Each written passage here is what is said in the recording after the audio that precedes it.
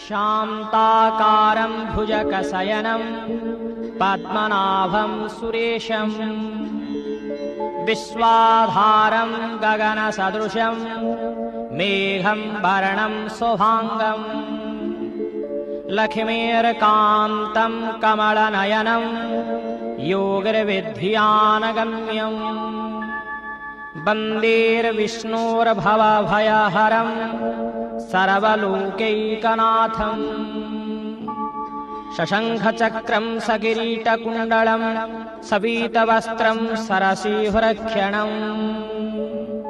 सहारवक्ष्यं स्थलकौस्तुभाश्रियं नमामि विष्णुं शिरसां चतुर्भुजम्। ॐ विश्वं विष्णु वषट्कारो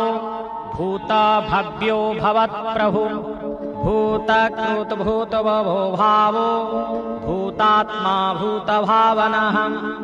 भूतात्मां परमात्मां च मुक्तानां परमां गतिः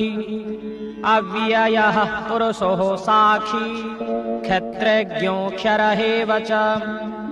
जोगो जोगं विदां नेता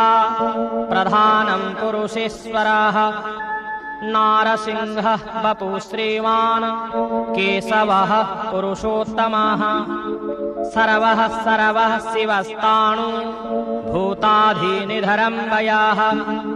सम्भवो भावनुर्भरता प्रभवः प्रभुरीश्वरः